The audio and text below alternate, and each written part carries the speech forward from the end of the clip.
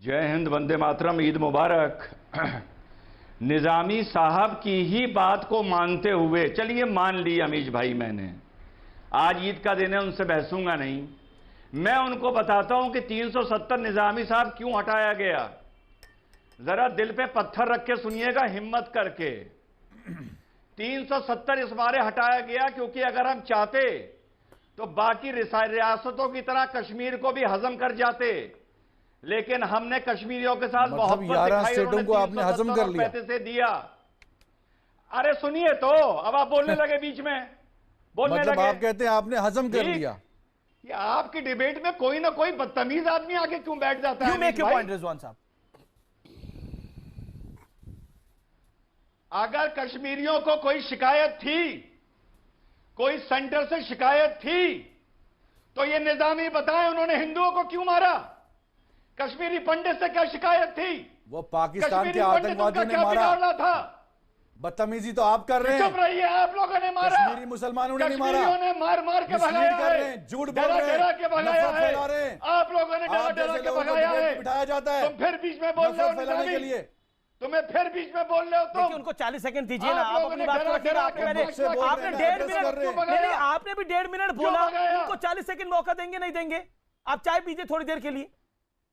Okay Rizwan साहब, 30 second आपके बचे हुए। असल में निजामी साहब सुनो, निजामी साहब आखिरी बात कह रहा हूं, आप लोगों ने एहसान फरामोशी की गुट्टी पी रखी है।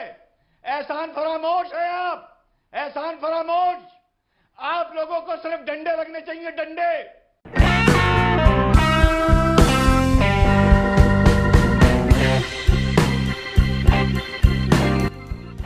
अमीश भाई, जय हिंद, वंदे मातरम।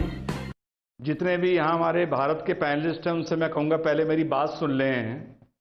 देखिए अमीश भाई, मुझे आज आपकी एक बात समझ नहीं आ रही है, बुरा ना मानिएगा। मुझे लगता है जैसे आपके सीने में दिल ही नहीं है, आप बेदिल इंसान हैं।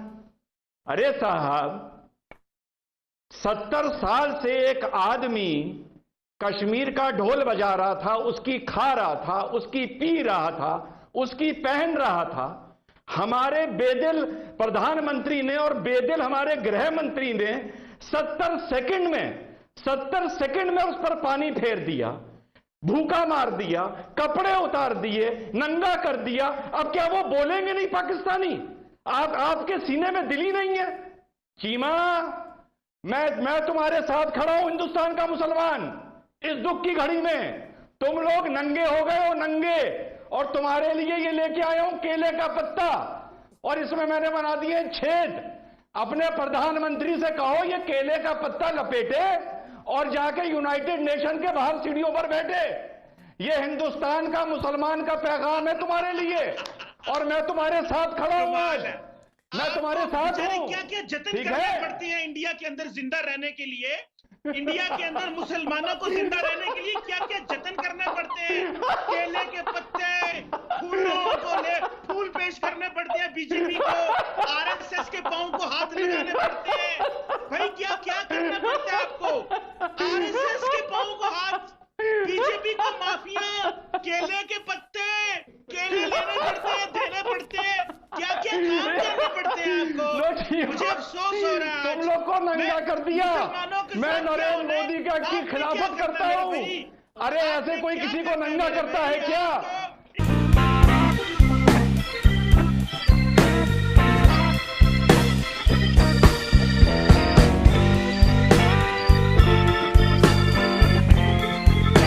देखिए अमीश भाई, मैं सबसे पहले ये कहना चाहूंगा कि हम लोग जो रिव्यू पिटीशन में जा रहे हैं, ये पहली मर्तबा देश में नहीं हो रहा है। बिल्कुल रिव्यू पिटीशन सुप्रीम कोर्ट में ही डाले जा रहे हैं, जो हिंदुस्तान के अंदर ही है।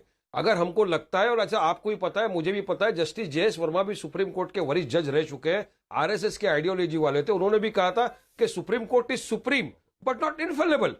अब हमको लगता है कोई कॉन्ट्रडिक्शन है, उसको रिव्यू में जाना चाहिए। और मुस्लिम पर्सनल लॉ बोर्ड के साथ 3 पक्षकार आए, 3 पिटिशनर आए साथ में, उनके अम्ब्रेला में मुस्लिम पर्सनल लॉ बोर्ड उनको हेल्प कर रही है और सुप्रीम कोर्ट में रिव्यू डालने जा रही है। मैं जस्टिस जे.एस. वर्मा के लिए सुप्रीम कोर्ट वो आरएसएस के आइडियोलॉजी वाले, वो गलत बोला गया, वो गलत बोला। क्या बोला अभी?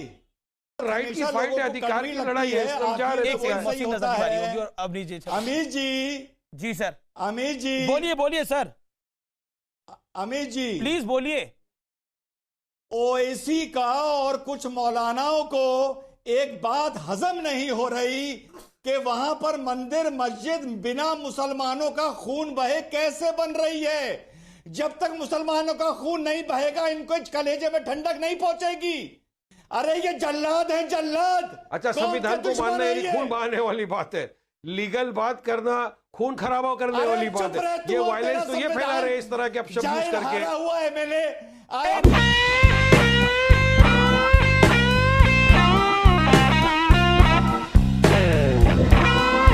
Syed Rizwan, to be in your show.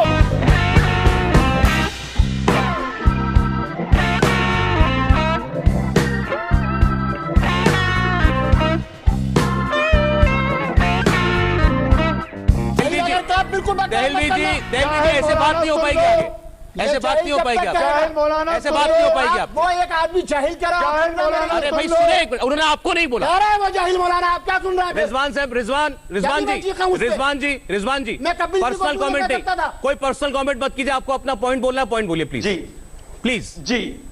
दूसरी बात कि जो तुम पत्थर चला रहे हो और गाड़ियां जला रहे हो, यह काम करना पूरे 135 करोड़ हिंदुस्तानियों को आता है, इसमें कोई नई बात नहीं है। तीसरी बात, एक साहब ने बोला कि प्रदर्शनकारी और दंगाई अलग अलग होते हैं। जाके मान्यवर 149 सीआरपीसी पढ़ लीजिए।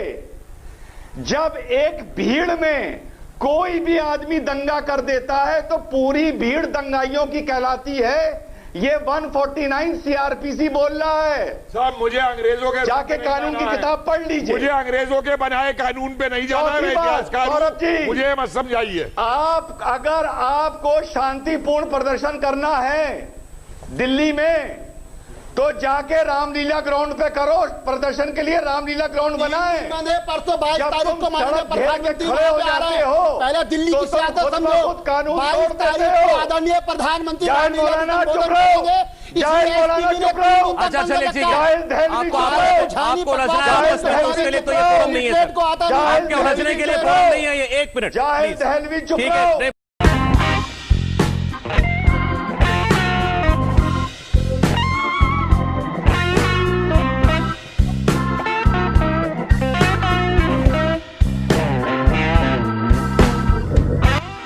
ये दो सवाल हैं, जुड़े हुए सवाल हैं। एक, क्या आतंकवाद के साथ एक धर्म का नाम जोड़कर लिया जाना जरूरी है?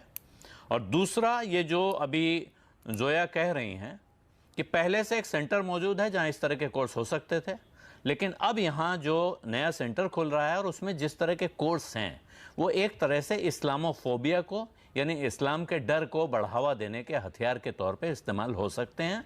ये डर साफ दिख रहा है, आपको भी दिख रहा है?